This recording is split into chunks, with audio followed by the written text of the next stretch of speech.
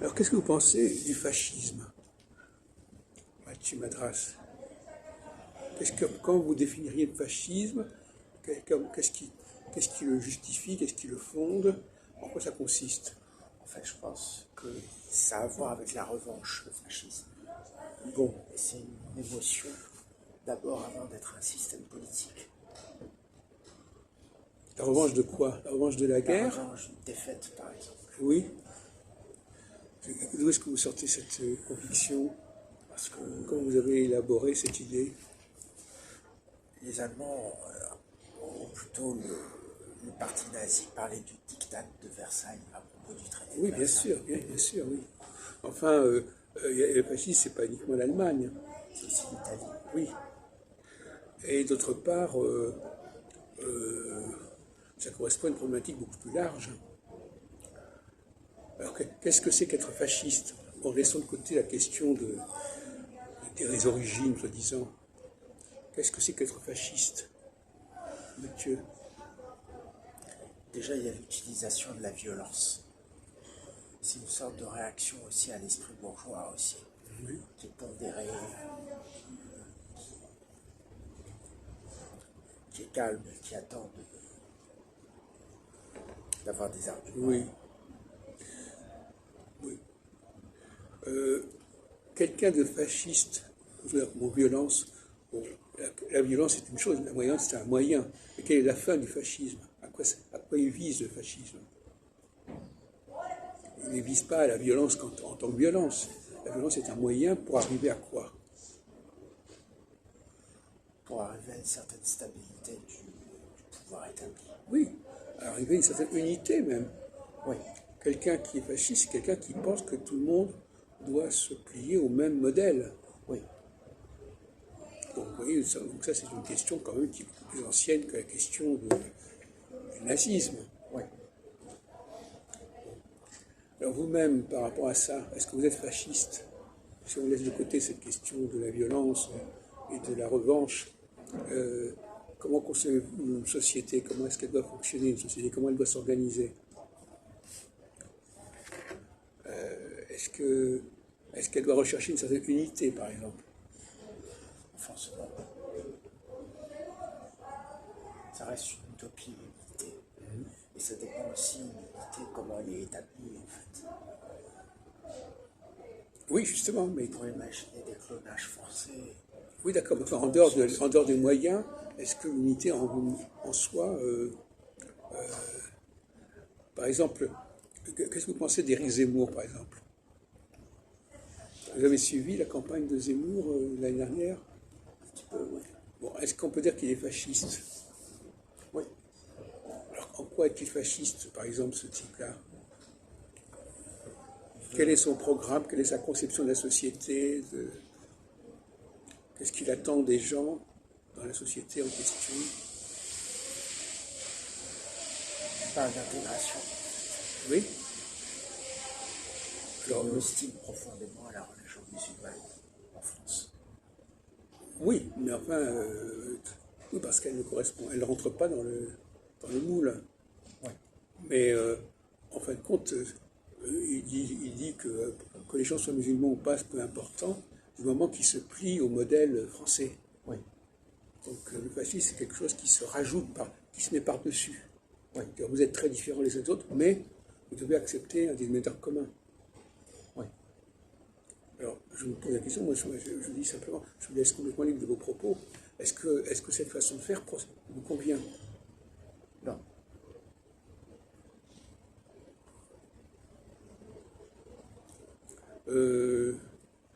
Qu'est-ce que vous pensez, bon, on va pas changer de sujet, mais qu'est-ce que vous pensez du syncrétisme? Le syncrétisme. Oui. Je trouve que ça correspond à une avancée intellectuelle. C'est bien de ne pas oublier la tradition, mais aussi que la tradition ne sclérose pas le mouvement aussi. Mais de toute façon, on parle un peu en philosophe là, si pour en revenir à l'unité, le but du fascisme c'est de créer une certaine unité, on peut dire que dans un certain aspect intellectuel c'est louable. Ce qui pose problème c'est la réalisation concrète. Et la réalisation concrète se heurte aux individualités différentes. il y a toujours du conflit. Il y a du conflit au niveau de nos cellules, au niveau des atomes, de notre structure moléculaire. Il y a des aliments qu'on mange, qu'on rejette. Si le conflit à l'intérieur de nous a une telle profondeur, pourquoi imaginer qu'on pourrait abolir le conflit sous prétexte d'unité? C'était un peu aussi le débat qu'avait eu Dante dans De la monarchie. Il appelait une monarchie universelle et plus tard, des siècles après, il y a Junger qui a penché sur ce problème aussi, sur une sorte de monarchie au pouvoir central à l'échelle globale, à l'échelle de la Terre. Mais tant qu'il y aura des conflits, des particularismes, et il risque d'y en avoir pendant longtemps, cette chose-là me paraît tout au moins difficile à mettre en place. Prenons comme sous un autre angle, par exemple, la question des hommes et des femmes. Est-ce que vous êtes pour une égalité entre les hommes et les femmes, ou est-ce que vous considérez qu'il faut que chacun a son mode de fonctionnement? Je pense Parce que là, le fascisme aussi, quelque part, il veut dépasser, il dépasse les clivages. ouais. Peut-être pas entre les pays, mais à l'intérieur d'un pays, il veut qu'il y ait une seule et même façon de faire. Donc, il ne supporte pas les différences. Par exemple, est-ce que la notion d'égalité n'est-elle pas en lien avec le fascisme, par exemple? Parce qu'à partir du moment où on accepte le même modèle, est-ce que ça n'est pas suffisant pour... est-ce que ça c'est pas la condition nécessaire et suffisante pour être dans la société, pour le fascisme? De même que, par exemple, le fascisme, à la façon Zemmour, par exemple, c'est le fait de ne pas mentionner les origines. Ouais. D'être fixé sur un but et ne pas s'intéresser au passé. Le fascisme, quelque part, il sait que le passé est dans la diversité et il veut que le futur soit dans l'unité. Oui. C'est un refus aussi du conflit entre les individualités. Le refus de la lutte des classes, par exemple. Oui. Négation de la lutte des classes. Oui. De même, les conflits familiaux aussi. Oui. La question de l'âge. Bon. Alors donc, le syncrétisme, pourriez-vous nous préciser ce que vous entendez par syncrétisme? Le syncrétisme, c'est quelqu'un qui prend dans les civilisations et dans les religions ce qui lui Oui, arrange oui. et fait une sorte de sauce avec ça, de sauce nouvelle. Il fait une sauce nouvelle, mais qui va se présenter comme une sorte de corpus unitaire, en quelque sorte. Qu'est-ce qu'ils appellent ça tout au long des périodes de l'histoire? Des périodes de syncrétisme. Oui. Est-ce qu'il y a un rapport entre le syncrétisme et le fascisme, à votre avis? À mon avis, le fascisme, il est contre le syncrétisme. Ah bon? Non, à mon Parce avis. que chacun pioche dans l'histoire ce qu'il a bien envie de piocher, et c'est ce qui constitue un peu son individualité. Je veux dire, à l'échelle de l'individu, le syncrétisme, ce serait l'opposé du fascisme qui se situerait à l'échelle de l'État. Ah d'accord. Alors, par exemple, quand on parle de la culture d'un certain pays, elle est syncrétique, cette culture. Parce que c'est fait de toutes sortes de choses, de toutes sortes de souvenirs, de toutes sortes de traditions. On essaye, mais il y a ce qu'on peut remarquer à l'échelle des nations, c'est que le syncrétisme et le fascisme peuvent cohabiter l'un avec l'autre. Bien sûr. Ils cohabitent l'un avec l'autre parce que c'est impossible pour le fascisme de réduire complètement les traditions et les croyances des uns et des autres. Non, mais il y a aussi une façon de faire un mix de tout cela, et que tout le monde soit d'accord sur ce mix. Par exemple, si on parle de la culture française, on peut dire qu'à certains côtés, elle est faite de toutes sortes de choses. Et donc, elle est syncrétique. Elle est syncrétique, certes, dans le discours académique, mais on remarque, si on regarde les détails, que les traditions viennent d'autres pays aussi. Même la langue française est composée d'allemand. Et bien justement, c'est syncrétique. Le syncrétisme et le fascisme, à mon avis, ne sont pas du tout antagonistes. Le fascisme se construit sur le syncrétisme, se construit sur une pseudo-unité. Oui. Et bien le syncrétisme crée une forme de pseudo-unité. Mais à l'échelle d'une nation, pas à l'échelle de l'individu. Parce que deux individus peuvent choisir dans la tradition des choses très différentes. Et ce qui fait Oui, que, oui, d'une bien certaine sûr. manière, il n'y a pas d'unité entre eux, en fait.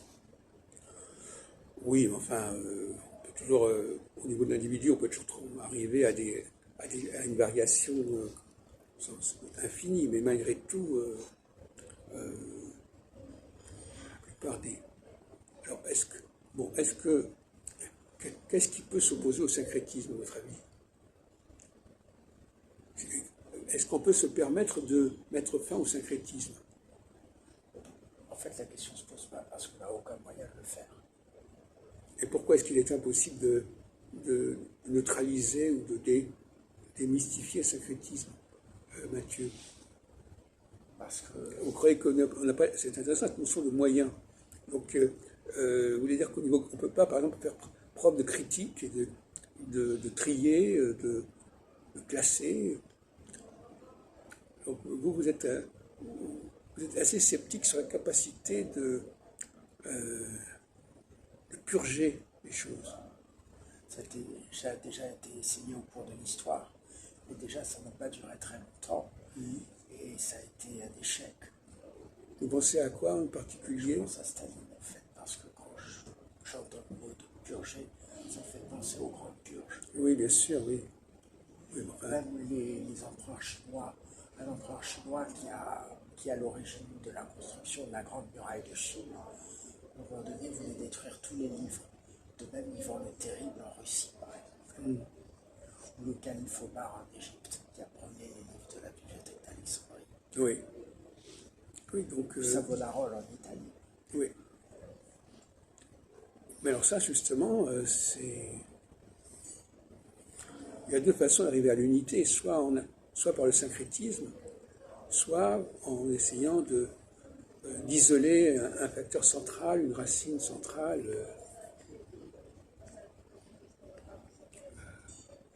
et d'évacuer tout ce qui ne correspond pas à cet axe-là. En fait, pour ma part, je suis sceptique parce que je me dis que le purisme n'est jamais totalement pur, en fait. Oui. Il procède d'un choix, en fait. Si c'est le faux purisme, le mot ne correspond pas exactement à la chose.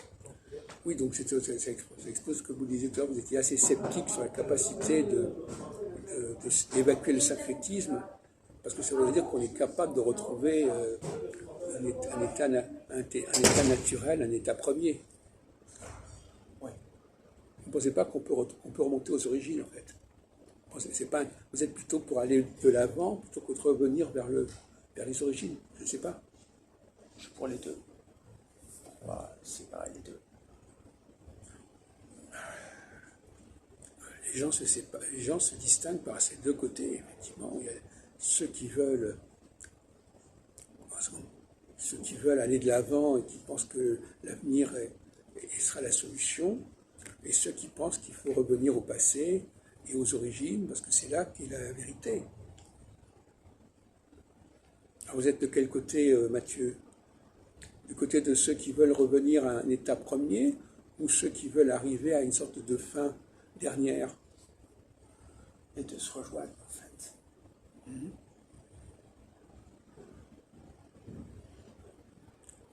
Moi, je pense que au niveau des religions, il y a une différence. Par exemple, le christianisme est axé sur le futur, quelque part. Le judaïsme est plutôt axé vers les origines.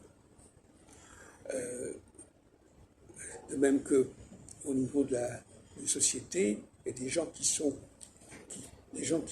débarquent dans une société sont plutôt des gens qui vont vers le futur, parce que le passé, ça ne leur convient pas, le passé, puisqu'ils n'ont pas de racines. Mais ceux qui ont des racines, eux, ils veulent au contraire revenir vers l'origine. Oui. Ou alors ils ignorent leurs racines aussi. Alors, justement... Parce qu'on peut oublier ses racines. On peut les oublier, ses racines. Les oublier ou vouloir les oublier? Oui. Alors, on va changer de sujet.